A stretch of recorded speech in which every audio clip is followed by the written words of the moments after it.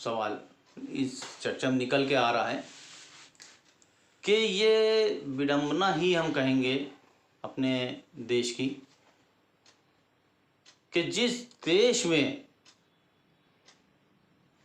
बगैर पढ़े लिखे अशिक्षित लोग कानून बनाते हैं और उस कानून का इम्प्लीमेंट कोर्ट में डबल ग्रेजुएट एडवोकेट करते हैं। अब आप ये देखिए कि अभी जैसे भोला जी ने कहा कि संसद में ये व्यवस्था है, तो ये व्यवस्था है अगर हम उस संविधान को अगर हम सही से पढ़ेंगे तो संविधान में ये चीज़ आरक्षण जब किया गया, सीटों का आरक्षण किया गया, तो उसमें ये चीज़ कही गई कि सामाजिक रूप से, आर्थिक रूप से, शैक्षिक रूप से पिछड़े लोगों के लिए 10 साल की व्यवस्था की गई कि 10 साल रिजर्वेशन रहेगा और उसके बाद इनको जब इस काबिल हो जाएंगे तो रिजर्वेशन ख़त्म कर दिया जाएगा। तो ये कहना कि संविधान में ये चीज़ नहीं है, संविधान जब लिखा गया तो संविधान लिखने वाले जो उस कमेटी में 256 लोग थे, तमाम मेहनत इसमें की गई। 256 लोग 167 बैठकें करते हैं और 112 बार सदन में पेश होता है ये। तो ये जब तैयार हुआ था तो उसमें हर चीज़ दी गई। हमने पहले भी कहा कि पढ़े लिखे लोग थे, उसमें जो 256 लोग थे वो सब पढ़े लिखे थे। किसी का अगर नाम उठा के देखेंगे हम तो वहाँ पे ये चर्चा का टाइम ही नहीं था संविधान में कि शिक्षित नहीं आएगा कोई, वहाँ ये सोचा ही नहीं गया था। अभी भोला जी ने कहा कि देश की लड़ाई में, क्रांति में बैरिस्टर एडवोकेट्स का सबसे बड़ा हाथ था और एडवोकेट्स ने बहुत इसमें जो लड़ाई करके बहुत दूर तक के इसको पहुंचाया और आज हम आज़ादी की सांस ले रहे हैं इस देश में। तो देश में जब आज़ादी के बाद ये व्यवस्था थी कि पढ़े लिखे लोग ही इसमें आएंगे, तो आखिर ऐसी क्या वजह रही कि स्तर गिरते गिरते यहाँ तक के आज पहुँच गया है राजनीति का कि वो पढ़ा लिखा एक क्लास ना हो लेकिन वो राजनेता बन के कानून बनाने के लिए सदन में बैठता है। असलम साहब, अगर आप आज़ादी से पहले भी जाते हैं, सुभाष चंद्र बोस ICS की सर्विस को लात मार के राजनीति में आए थे। गांधी जी को कहते हैं तो वो भी टॉप क्लास बैरिस्टर थे। नेहरू जी को कहते हैं तो वो भी टॉप क्लास बैरिस्टर थे। आसिफ अली साहब को कहते हैं तो वो भी टॉप क्लास बैरिस्टर थे। और 256 मेंबर्स जिन्होंने संविधान सभा के मेंबर्स थे, उसमें भी कोई जाहिल नहीं था, वो भी सब पढ़े लिखे थे, काबिल लोग थे।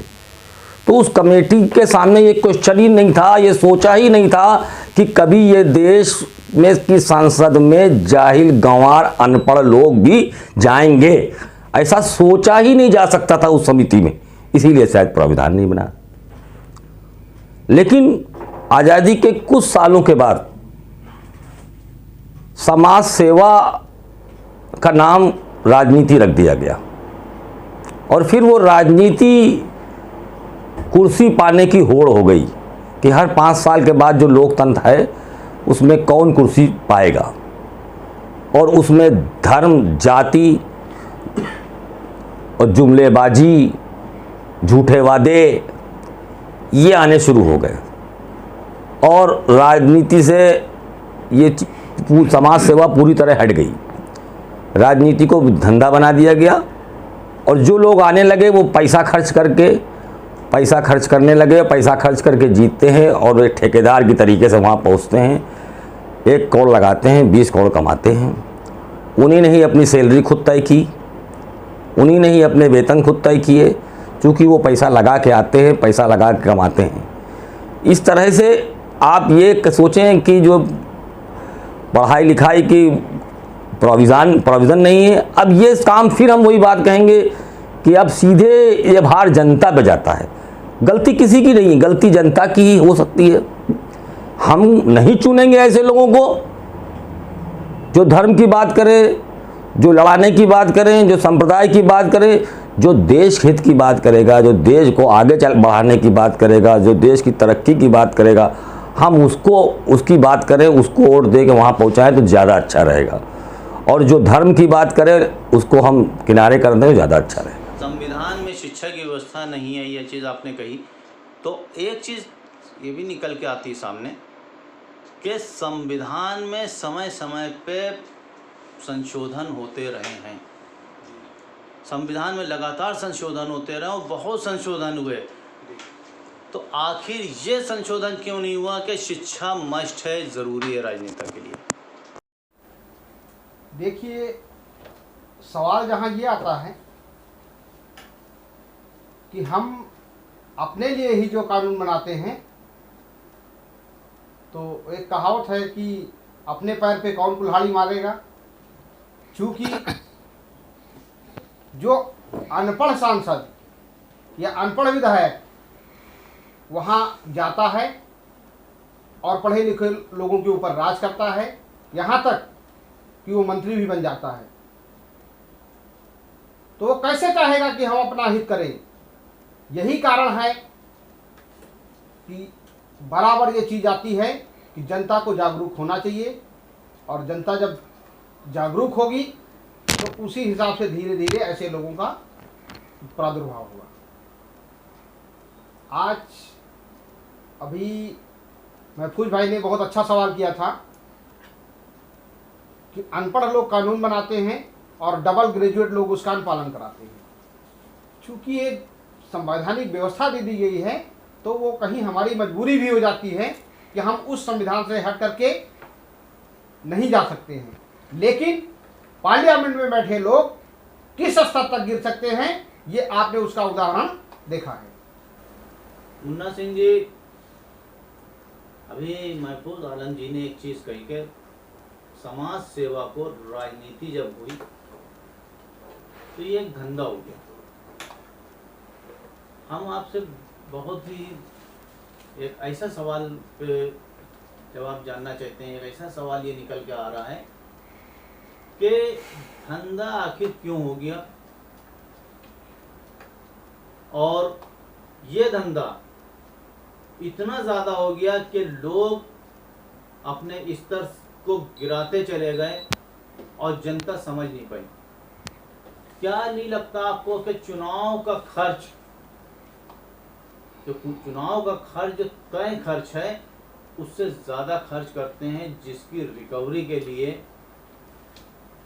जाहिल हो, अपराधी हो, चाहे जैसा हो, वो आदमी आता है चुन के, और आके जब पार्लियामेंट या विधानसभा में बैठता है तो उसको सिर्फ एक चीज़ दिखाई देती है कि वो इतना खर्च करके आया है, उसकी वसूली करना है। क्या आपको लगता है कि जनता ज़्यादा खर्च करने वालों को दरकिनार करे, पैसा खर्च करने की लिमिट जो बांधी गई है उस लिमिट के अंदर रहें? क्या लगता है कि ये होना चाहिए कि खर्चा कम किया जाए चुनाव का? देखिए, ये स्वाभाविक है। अगर कोई आदमी व्यवसाय करता है या किसी क्षेत्र में जाता है या दुकान खोलता है या सर्विस में जाता है, या सपोज करिए जिसकी चर्चा हो रही है वो विधानसभा या लोकसभा का मेंबर का चुनाव लड़ता है, तो ये स्वाभाविक है कि जब आदमी ज़्यादा पैसा खर्च करेगा तो उसकी रिकवरी का वो प्रयास करेगा। अब सभी चुनाव में, चाहे आप ये समझ लीजिए कि ग्राम पंचायत सदस्य से लेकर के सांसद तक सभी चुनाव खर्चे की एक सीमा निर्धारित की गई है, लेकिन ऐसा नहीं होता है। उससे कई गुना ज़्यादा लोग पैसा खर्च कर देते हैं। इसके ऊपर प्रतिबंध लगना चाहिए, इलेक्शन कमीशन को इसके ऊपर नज़र रखनी चाहिए, और जो लोग इसका पालन नहीं कर रहे हैं उनके खिलाफ एक्शन लेना चाहिए। जगह जगह पर इस महंगाई में जो एक निर्धारित सीमा है उससे कई गुना ज़्यादा खर्चे में लोग निकल जाते हैं चुनाव जीतने के चक्कर में। अब ये फिर घूम कर बात आती है कि जो वोटर है, जो जनता है, उसको देखना चाहिए कि जो आदमी हमारा सदस्य इतना पैसा खर्च करके वो चुनाव लड़ रहा है, और कल अगर उसको हम जिता देंगे तो जीत करके जाएगा तो वो हमारी बात करेगा, जनहित की बात करेगा, क्षेत्र के विकास की बात करेगा। या कि अपने पैसे की रिकवरी करेगा और अपने विकास की बात करेगा, ये जनता को सोचना है। अगर जनता चाहे ऐसे लोगों को वोट ना दे करके ना जिताए तो शायद इस तरह आगे आने वाले समय में लोग इस तरह से पैसा खर्च करके या जनता को लुभाने सपने दिखा करके चुनाव मैदान में ना जाएं। अगर इस तरह के लोगों को हार का सामना करना पड़े। भोला सिंह जी, आपने ये चीज़ सब लोगों ने जो बात करी आपने देखा भी कि राजनीति और समाज सेवा में एक डिफरेंस है।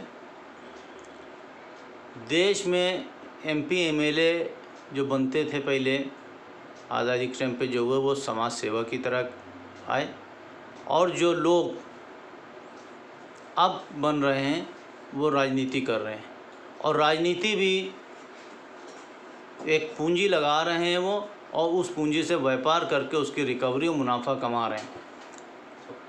क्या जनता वाकई जनता को ही ये ख़त्म करना पड़ेगा कि वो ऐसे लोगों को ना चुने जो तमाम पैसा ऐसा खर्च करते हैं जिसकी ज़रूरत चुनाव में नहीं है, लेकिन उसके बावजूद पैसा खर्च करके आते हैं ज़्यादा से ज़्यादा। चाहे वो एमपी एमएलए का चुनाव हो, लोकल बार आप देख लीजिए, बार का चुनाव होता है वकीलों का, छोटे छोटे चुनाव होते हैं, उसमें ये सब चीज़ें होती।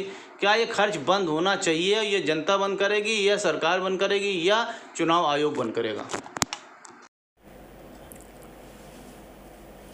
कि चुनाव में जो खर्चे होते हैं उस खर्चे के बगैर चुनाव नहीं लड़े जा सकते, परंतु उन चुनाव में खर्चा बंद किया जा सकता है। उसकी व्यवस्था होनी चाहिए कि जनता तक जो राजनीतिक व्यक्ति हैं जो चुनाव लड़ रहे हैं उनकी बातें पहुंचनी चाहिए, वो सुलभ और सस्ती हो। अब जो लोग चुनाव लड़ते हैं वो गांव-गांव जाते हैं, शहरों में जाते हैं, पोस्टर लगाते हैं, बैनर बनाते हैं, लोगों को इकट्ठा करते हैं, मोटिवेट करते हैं, अपने पक्ष में शराब पिलाते हैं, गोश्त खिलाते हैं। और मुझे तो नहीं कहना चाहिए, लेकिन कह रहा हूँ कि नगद रुपया कि भाई इलेक्शन में ये जाइए वोट डाल के आइए, 200 रुपये हमसे ले लीजिए, ये सब व्यवस्थाएं हो गई हैं। अब इनको दूर करने के लिए एक संविधान में संशोधन होना चाहिए कि जो भी व्यक्ति इलेक्शन लड़ेगा ना तो वो गांव में जाएगा ना शहर में जाएगा और कहीं वो नहीं जाएगा, केवल टीवी पे आएगा और डिबेट होगी। वो ये कहा जाएगा कि भाई आप हैं इस पे इन ज्वलंत मुद्दे जो देश के हैं उस पर आप बहस करें, बतावें। और जब ये बातें आएंगी लोग देखेंगे तो उसमें से चुनाव कर पाएंगे कि किस आदमी को हम इलेक्शन के लिए चुने जो हमारे राज्य का, हमारे देश का भविष्य बनाएगा। अब सबसे बड़ी बात इसमें यह आती है कि पढ़े लिखे लोग डरते हैं राजनीति में आने से, और बगैर पढ़ा लिखा आदमी राजनीति में आने से डरता नहीं है, वो जेल जाने से नहीं डरता है। तो सबसे बड़ी बात यह होनी चाहिए कि राजनीति में जो अपराधीकरण आ गया है, घुस गया है, इसको निकाल कर फेंका जाना चाहिए। उसके लिए चाहिए कि पहले तो ये देखा जाए कि किस आदमी पे कितने मुकदमे चल रहे हैं। अगर हीनियस क्राइम है तो उसे रोका जाना चाहिए। जनप्रतिनिधि भारतीय जनप्रतिनिधि अधिनियम की धारा 8 इस पर प्राविधान बनाती है, प्राविधान बनाया है कि अगर छोटे मोटे मुकदमे हैं और चल रहे हैं तो उसे इलेक्शन से नहीं रोका जा सकता, लड़ने से नहीं रोका जा सकता। लेकिन जनप्रतिनिधि अधिनियम की धारा 1 ये कहती है कि अगर बड़े तरह के आतंकवादी गतिविधियों में या बड़े स्कैम वगैरह में वो लिप्त हैं तो उन्हें, और उनको सजा हो गई है, तो उन्हें इलेक्शन नहीं लड़ना चाहिए और उन्हें 6 साल के लिए डिबार कर दिया जाना चाहिए। 6 साल के लिए डिबार कर दिए जाते हैं। इसी तरह जनप्रतिनिधि अधिनियम की धारा 3 यही कहती है कि जिन आदमियों पर दोष सिद्ध हो गया है, 2 साल की सज़ा से ज़्यादा अगर सज़ा उनको मिल गई है तो 6 साल के लिए उन्हें निकाल दिया जाएगा और वो इलेक्शन लड़ने के योग्य नहीं रहेंगे। इसका अनुपालन पूर्णतया होना चाहिए, और अगर इसका अनुपालन पूर्णतया होता है तो मैं ये समझता हूँ कि जो पैसा बेमतलब का अनाप शनाप जनता का पैसा इलेक्शन में खर्च होता है वो रुकेगा। केवल टीवी डिबेट्स हो जिनके माध्यम से वो पार्टीज़ के प्रमुख आवें, वो बताएं कि मेरा ये एजेंडा है और मैं जनता के लिए ये काम करूँगा।